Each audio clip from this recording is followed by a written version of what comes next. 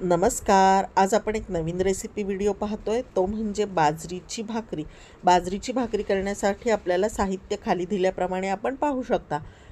त्यानंतर सर्वप्रथम आपण तवा तापत ठेवायचा आहे. त्याच्यानंतर आपण पाहू शकता, मी एका ताटामध्ये बाजरीचं पीठ घेतलं आहे आणि त्यामध्ये पाणी मिक्स केलं आहे. पण मी हे पाणी थोडं थोडं मिक्स करून ते पीठ एकजीव करत आहे. खाली दिल्याप्रमाणे आपण पाहू शकता. खरं तर बाजरीच्या पिठाची भाकरी करताना बाजरीचं पीठ हे आपण व्यवस्थितच मळलं पाहिजे आणि त्याची व्यवस्थित मशागत केली पाहिजे, तरच बाजरीच्या पिठाची भाकरी ही अतिशय उत्तम बनते. बाजरीच्या पिठाला चिकनाई कमी असते, त्याच्यामुळे ते एकजीव करण्यासाठी आपल्याला थोडं थोडं पाणी ओतून त्याला एकजीव करायचं आहे. एकदम पाणी ओतायचं नाही आहे, नाहीतर मग एकदम ते पीठ पातळ होतं आणि हे पीठ आपल्याला थोडंसं दाटसर म्हणजे पातळ नाही करायचे. त्याच्यानंतर खाली दिल्याप्रमाणे आपण पाहू शकता, मी अशी भाकरी थापून घेते.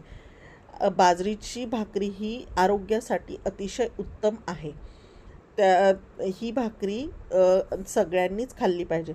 त्यानंतर आपण पाहू शकता, मी अशी पातळ भाकरी थापून इथे घेतलेली आहे. त्याच्यानंतर भाकरी टाकण्याच्या आधी गॅस आपल्याला फास्ट करायचा आहे. तवा तर तापलेलाच आहे, कारण की आपण पहिल्यांदाच तवा तापायला ठेवलेला आहे. त्याच्यानंतर हे लक्षात ठेवा की बाजरीची भाकरी आपण तव्यावर टाकताना गॅसची फ्लेम ही फास्टच असली पाहिजे.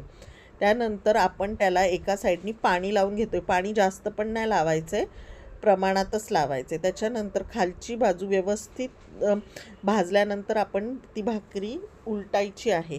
त्याच्यानंतर आपण खालून व्यवस्थित पाचून घ्यायची आहे ती भाकरी आणि त्याच्यानंतर बाकीची भाकरी आपण गॅसवर अशा प्रकारे गोल गोल फिरवून व्यवस्थित भाजून घ्यायची आहे. ज्याला गॅसवर डायरेक्ट भाजलेली आवडत नाही त्यांनी तव्यातही भाजली तरी चालते, परंतु अशी भाकरी भाजली ना तर भाकरीला पापुद्रा एकदम मस्त येतो आणि भाकरी चवीला एक अतिशय उत्कृष्ट लागते.